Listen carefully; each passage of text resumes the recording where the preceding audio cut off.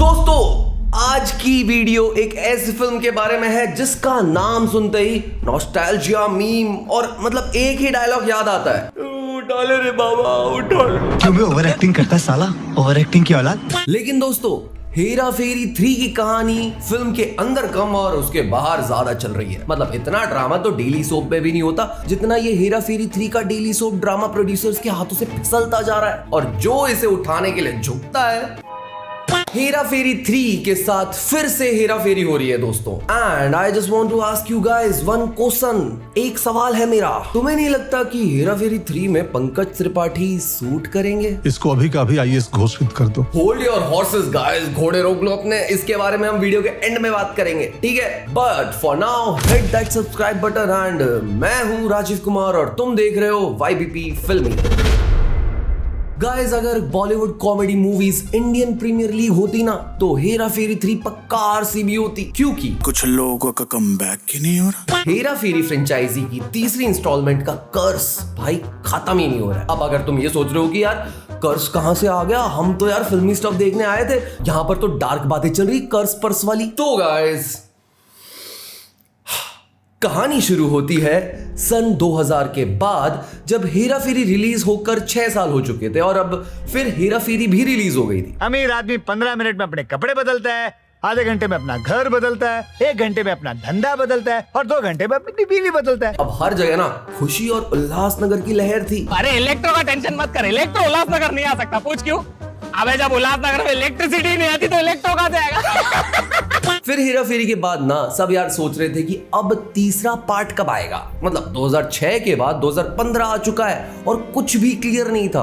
और फिर आए प्रोड्यूसर फिरोज नाडियावाला जिन्होंने फिल्म को रीलॉन्च करने का ट्राई किया, पर नई कास्ट के साथ। नीरज वोरा डायरेक्टर सीट पर थे, परेश रावल और सुनील शेट्टी भी रेडी थे, पर अक्षय कुमार नहीं थे। प्लान था कि अभिषेक बच्चन और जॉन अब्राहिम डुप्लीकेट राजू बनेंगे। भोजपुरी फिल्म का सुपरस्टार तू अरे सुपरस्टार का डुप्लीकेट राजू डुप्लीकेट। लेकिन बैड लक ने भाई ट्विस्ट मार दिया। वोरा कोमा में चले गए और बाद में उनकी डेथ भी हो गई। उनकी लेगेसी के बारे में ना हमने ऑलरेडी एक वीडियो बना रखी है, तो तुम वो जाके जरूर देखना। और फिल्म भी अब खाक हो गई। John plus Abhishek is equal to duplicate Raju. भाई ये हेरा फेरी है या दोस्ताना? हम गे हैं, ये मेरा बॉयफ्रेंड है। अब लोग कहते हैं कि कल्ट मूवीज टाइम के साथ ग्रो होती हैं, बट फिर हेरा फेरी 3 ने तो भाई टाइम को ही पॉज कर दिया और वेट करते करते निकल गए 3 साल। कुछ लोगों का कमबैक ही नहीं हो रहा। अब 2018 में ना एक न्यूज आई कि इंद्र कुमार बनाएंगे हेरा फेरी 3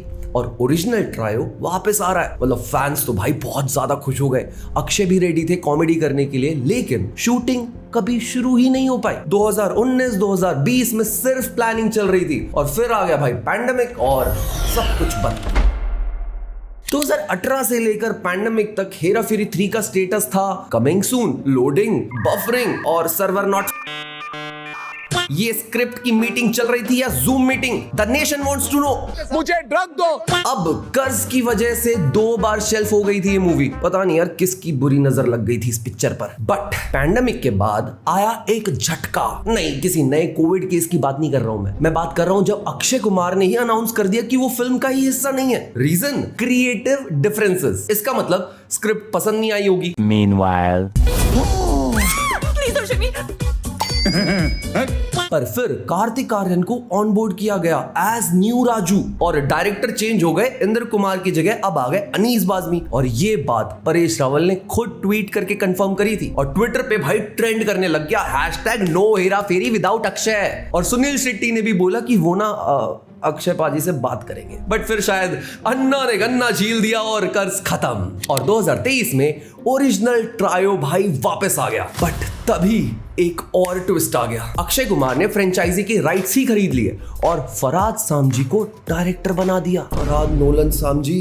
फरवरी 2023 में ना एम्पायर स्टूडियोज में इसका टीजर तक शूट हुआ था, जहां तीनों अक्षय, परेश एंड सुनील तीनों दिख रहे थे, जिसमें संजय दत्त भी एंट्री मार रहे थे एक नए कॉमिक विलन के रोल में। बट जितना रेज अक्षय की फ्रेंचाइजी छोड़ने पर नहीं दिखा था ना, उससे कहीं ज्यादा फैंस गुस्सा दिखे जब उन्हें पता चला कि अनीस बाज़मी की जगह अब Farhad Nolan Samji movie direct करने वाले हैं। और इंटरनेट पे भाई वॉर शुरू। मतलब फैंस वर्सेस डायरेक्टर। अब फैंस वर्सेस डायरेक्टर में प्रॉब्लम ये थी कि जो फराज सामजी की रीसेंट कॉमेडी मूवीज थी ना, वो फैंस को बिल्कुल पसंद नहीं आ रही थी और ऑनलाइन भाई प्रेशर बढ़ता ही जा रहा था। मतलब लोग कह रहे थे कि सिर्फ प्रियदर्शन ही बना सकते हैं असली हेरा फेरी, जो कि सही बात भी है। और सुनने में आया कि जनवरी 2025 में ना अक्षय ने प्रियदर्शन को ही मना लिया। मतलब भूत बंगला की शूटिंग चल रही थी उस टाइम पे, जो प्रियदर्शन की अभी अपकमिंग हॉरर कॉमेडी फिल्म है, जहां अक्षय कुमार ने प्रियदर्शन से बात की और उनसे कहा कि उनके पास फिल्म के राइट्स हैं।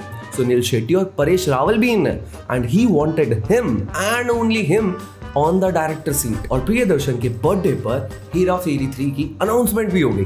बट कर्ज अभी भी खत्म नहीं हुआ दोस्तों, ये कर्ज नहीं कर्ज बनता जा रहा है, बार बार वापस आ रहा है। अब अप्रैल 2025 में ना परेश रावल ने एक इंटरव्यू दिया जिसमें उन्होंने बताया कि उन्हें बाबू राव का कैरेक्टर करते करते अब फटीग सा हो रहा है, पब्लिक उन्हें सीरियस रोल्स में एक्सेप्ट ही नहीं कर पा रही है। मैं 2007 में विशाल भारद्वाज जी के पास गया था और 2006 में पार्ट 2 रिलीज हो गई थी। विशाल भाई मेरे पास एक फिल्म है, मुझे इसकी जो इमेज है मुझे इससे छुटकारा चाहिए। जो भी आता है उसके दिमाग में हेरा फेरी है, जो भी आता है, तो मुझे तो मैं एक्टर हूँ यार, मुझे फंसना नहीं है इस दलदल में। पर उन्होंने कंफर्म किया कि वो फिल्म का हिस्सा है।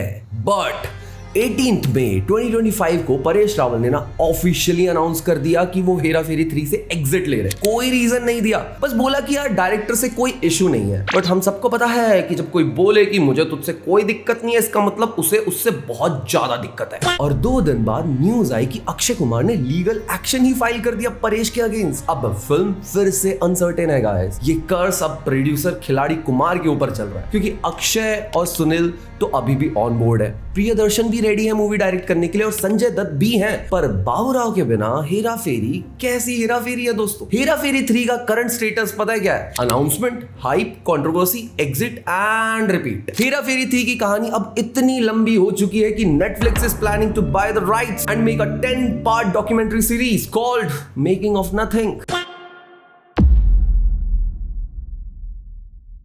बाबूराव गणपतराव आपटे यानी कि Paresh Rawal is not just a character guys, he is the soul of the series. उनके बिना फिल्म को सोचना भी बहुत ज्यादा मुश्किल हो जाता है, मतलब हमारे लिए एज एन ऑडियंस भी।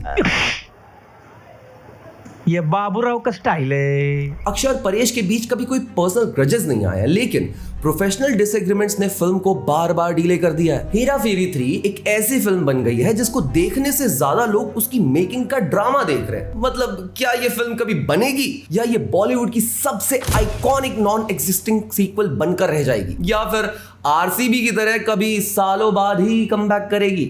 अब बात चल रही है कि पंकज त्रिपाठी हेरा फेरी 3 में आने वाले एंड रूमर्स ये भी हैं कि वो शायद बाबूराव के भाई का रोल प्ले करने वाले हैं, क्योंकि अगर ऐसा हुआ ना then it make sense, because 18 साल पहले नीरज वोरा का कॉन्सेप्ट पार्ट 3 का यही था, जहां इस बार ना राजू नहीं बाबूराव गुम हो जाएगा। मतलब डुप्लीकेट राजू की जगह डुप्लीकेट बाबूराव, और असली बाबूराव को ढूंढेंगे असली राजू और असली शाह।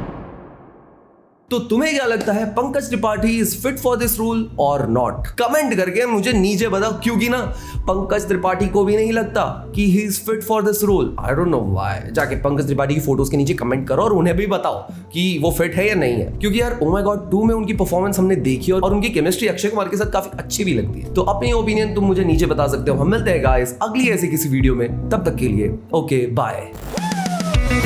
मेरी आंखों से तू देख